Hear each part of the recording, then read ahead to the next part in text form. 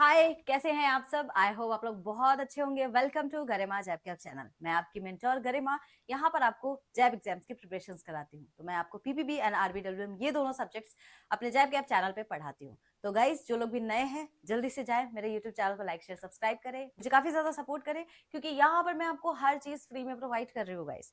तो आज ना मैं कुछ इंपॉर्टेंट टिप्स स्ट्रेटेजी लेकर के आई हूँ for you guys for RBWM subject.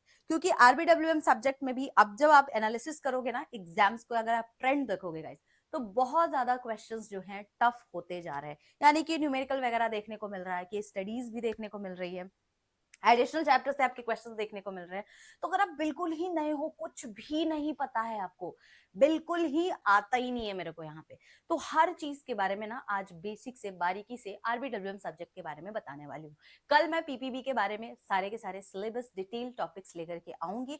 And उसके बाद ही, क्योंकि जब भी मैं एग्जाम्स की प्रिपरेशन कराती हूँ आपको, जब ये सब्जेक्ट पढ़ाऊंगी तो उससे पहले मैं आपको सारी चीजें पहले ही बता दूंगी कि क्या क्या मैं पढ़ाने वाली हूँ। चाहो तो इसका स्क्रीनशॉट भी आप ले सकते हो।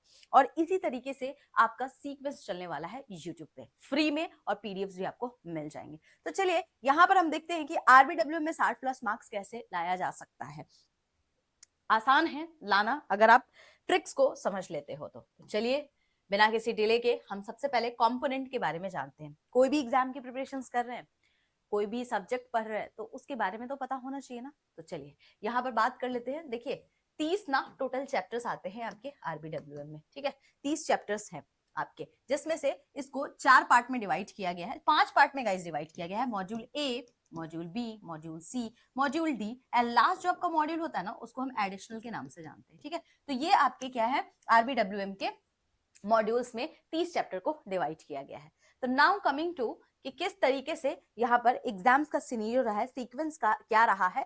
तो अगर मैं ट्रेंड और एनालिसिस देखूं तो नवंबर 2025 में जो आपके एग्जाम्स हुए थे उसका भी अगर मैं एनालिसिस देखूं तो गाइस आपका ट्रेंड इस तरीके से जा रहा है। यानी कि मॉड्यूल ए से और मॉड्यूल सी से आपको सबसे कम नंबर ऑफ क्वेश्चंस देखने को मिलते हैं, यानी कि 30 से 35 देखने को मिलता है। मॉड्यूल डी से सबसे ज्यादा नंबर ऑफ क्वेश्चंस देखने को मिल रहे हैं, 65 to 70%। अब जुड़ गया है आपका एडिशनल, तो एडिशनल से भी आपको 10 से 15% के क्वेश्चंस देखने को मिलते हैं। तो पहले क्या होता था ना एग्जाम में, अगर मैं 2024 की बात करूं, 2023 की बात करूं, तो हम एडिशनल पे ना इतना फोकस ही नहीं करते थे। एडिशनल से उतने क्वेश्चंस तो आते ही नहीं थे। लेकिन मई 2025 ने पूरा का पूरा सिस्टम ही हिला दिया। जब सिस्टम हिला दिया यानी कि एडिशनल से अब आपको एग्जाम में क्वेश्चंस देखने को मिलते हैं। तो हमें क्या करना है, हम कैसे पढ़ाई करेंगे यहाँ पे। तो गाइज मैं आपको पढ़ाऊंगी तो सारे ही चैप्टर्स, सारे ही टॉपिक्स मैं आपको पढ़ाऊंगी, लेकिन सबसे ज्यादा जो फोकस होगा और सबसे ज्यादा जो क्वेश्चंस आपको देखने को मिलेंगे, ये दो आपके मॉड्यूल से ज्यादा देखने को मिलेंगे। क्योंकि मैंने आपको पहले के वीडियो में भी बताया है कि हम यहाँ पर स्मार्ट वर्क करेंगे रेदर देन हार्ड वर्क। तो मुझे पता है कि मॉड्यूल बी और मॉड्यूल डी अगर मैं अच्छे से करा दूं तो यहीं से आप 65 से 70% कवर कर सकते हो। तो सबसे पहला मेरा फोकस और टारगेट क्या होगा, यही मॉड्यूल होगा ना। तो हम इसी तरीके से सीक्वेंस, या आप सेल्फ स्टडी भी कर रहे हो, इट्स नॉट अबाउट कि आप मुझसे ही पढ़ो, लेकिन अगर आप सेल्फ स्टडी भी कर रहे हो तो इस चीज को ध्यान में जरूर रखना, ट्रेंड को हमेशा ध्यान में रख के ही एग्जाम्स की प्रिपरेशन कीजिए, ठीक है। हमेशा आपका ट्रेंड बदलता रहता है। और जैब एग्जाम की खासियत क्या है कि कोई एक सब्जेक्ट्स को वो टफ करते हैं हर बार, और बाकी के जो सब्जेक्ट्स होते हैं थोड़े से नॉर्मल में आते हैं, ठीक है। तो इस बार का अगर मैं नवंबर का ट्रेंड बताऊं तो मॉडरेट से इजी था, ठीक है। इसको आप मॉडरेट से इजी बोल सकते हो। आपका कॉन्सेप्ट क्लियर होना चाहिए। अगर आपके कॉन्सेप्ट में क्लैरिटी है ना गाइस, तो आप किसी भी तरीके का क्वेश्चन अगर पूछा जाएगा इजीली आप इसको सॉल्व कर पाओगे। चलिए तो आगे यहाँ पर हम थोड़ा सा सीक्वेंस देखेंगे। तो सीक्वेंस तो मैंने आपको बता ही दिया है कि पढ़ना कैसे है।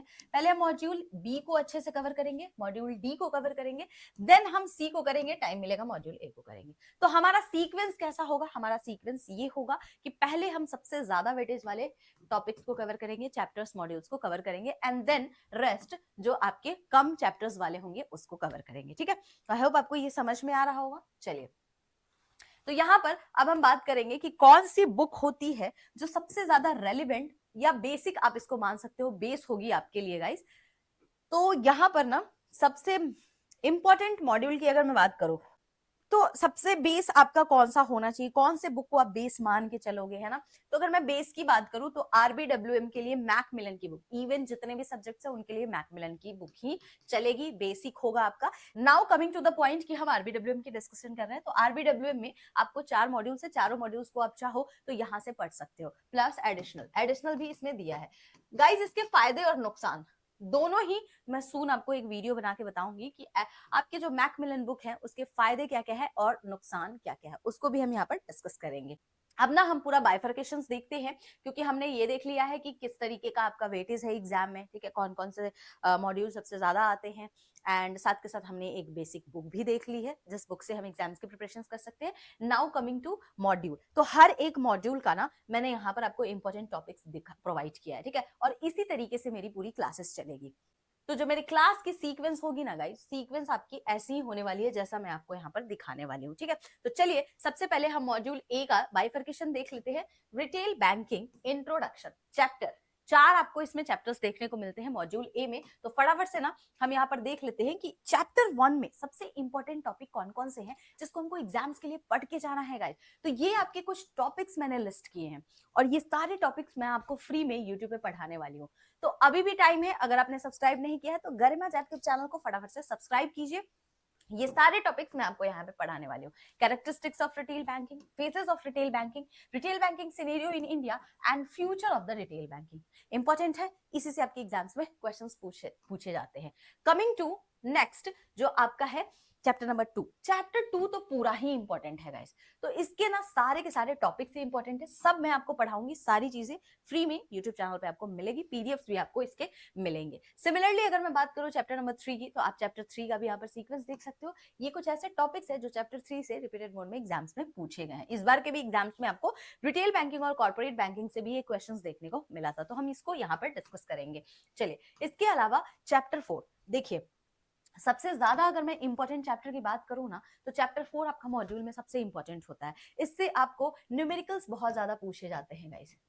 तो न्यूमेरिकल्स आती है, लेवल्स ऑफ प्रॉफिटेबिलिटी से आपको न्यूमेरिकल्स देखने को मिलते हैं। ट्रेडिशनल मेजर्स ऑफ प्रॉफिटेबिलिटी से इसका फॉर्मूला होता है return on asset and return on equity, इससे भी आपको क्वेश्चंस देखने को मिलते हैं। इसमें आपका क्या आता है, gross profit, net profit, operating profit. अरे टेंशन ना लीजिए, ये सारी चीजें मैं आपको यहाँ पे पढ़ाने वाली हूँ, तो फ्री में पढ़ना है, फ्री में पढ़िए गाइस, ठीक है। चलिए सिमिलरली अब मॉड्यूल बी की बात कर लेते हैं। तो मॉड्यूल बी आपका क्या है, रिटेल प्रोडक्ट्स एंड रिकवरी से है। तो चलिए इसके भी हम टॉपिक्स को देखेंगे फटाफट। आप चाहो तो इन सारे टॉपिक्स के ना गाइस स्क्रीनशॉट ले लो, इसी तरीके से मैं पढ़ाने वाली हूँ। अगर मैं ऐसे ना पढ़ाऊं तो आप मुझे मैसेज कर देना, गरिमा मैम आपने तो कहा था, आपने पढ़ाया नहीं है, तो इसलिए आप स्क्रीनशॉट ले ले, ठीक है। और सीक्वेंस यही रहेगा, मैं इसी तरीके से आपको पूरा का पूरा टॉपिक कवर करा दूंगी। ट्रस्ट मी गाइस, बिलीव करना, आसानी से जैब एग्जाम्स में 60 प्लस मार्क्स आरबीडब्ल्यू में लेके आ जाओगे, एंड पीपीबी में भी आई गारंटीड यू कि आप अच्छे नंबर से पास करोगे, ठीक है। ऐसे ही मैंने आपको चैप्टर 6 के भी टॉपिक्स दिए हैं, आप स्क्रीनशॉट ले सकते हैं गाइस। सिमिलरली चैप्टर 7 का कुछ टॉपिक है, आप स्क्रीनशॉट ले लें। चैप्टर नंबर 8 के टॉपिक्स है ये। चैप्टर नंबर 9 का ये टॉपिक है, देखिए इससे आपको प्रधानमंत्री आवास योजना से भी क्वेश्चंस आते हैं, एजुकेशनल लोन से, हाउसिंग लोन से, इन सबसे टॉपिक से क्वेश्चंस बहुत ज्यादा पूछे जाते हैं गाइस, ठीक है।